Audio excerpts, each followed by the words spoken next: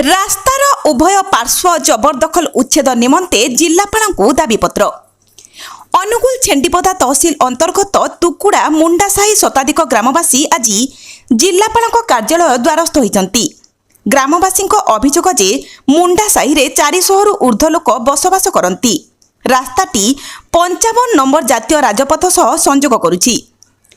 रास्ता जातीय राजपथरु बाहरी ग्रामर शेष पर्यंत विस्तृत रहिछि। रास्तार उभय पार्श्वरे किछि लोक माने घर और जागा रास्ता उपरकू माड़िबा द्वारा रास्ताटी अणउसारिया होई जाइछि, जहा फलरे लोक माने जिबा आसिबा गाड़ी मोटर नेबा आनिबारे असुविधा हेउछि। एहाकु नै ग्रामरे एक बैठक बसिथिला, किंतु कोनोसी समाधान बाहरिला नाही। शेषरे बाध्य होई जिल्लापालଙ୍କ कार्यालय द्वारस्थ होई जबरदखल उच्छेद निमंते लिखित अभियोग करिसंती।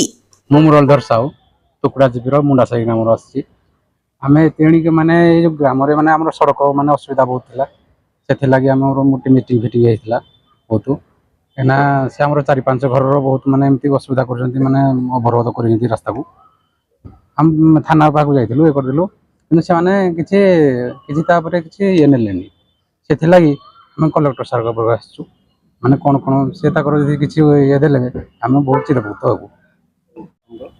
सुनील कुमार साहू आम घर हूँ तुकुड़ा मुंडासाही छेंडीपदा ब्लॉक। आम ग्रामवासी समस्त मिलमिशिक आसीचु। आमर गाँव रास्ता गुड़िक सब रास्ता उपरे घर करिकी जबरदखल कर देइछन्ति। तेणु आम गाँव में बारंबार मीटिंग करिया सत्वे सबू मानी हेले छाड़िया किंतु 2-3 घर 2-4 घर छाड़ू नाहंती, से जबरदखल उच्छेद करू नाहंती एवं आमर ड्रेन सुविधा नाही। तेणु माने पानी जीवार असुविधा होची, रास्ता गाड़ी मोटर जीवार समस्त असुविधा होचंती। गाड़ी माने घर सामने सब रास्ता जबरदखल करी तापर सब गाड़ी मोटर रखी देउछन्ती, बहुत असुविधा होची। सरकारी जगह आज्ञा घर करिसंती, सरकारी जगह जहाँ घर करी सरकारी जगह खाइले तापर पुणी सरकारी रास्ता को भी अवरोध कले। तेणु आम बहुत हरान होचु। तेणु से लगी थाना को गला पर थाना भी फाइनाल होता किंतु से कौन प्रकार पदक्षेप न होवा द्वारा आम ग्रामवासी समस्त मिलित कलेक्टर सार को अभियोग करने को आसछु।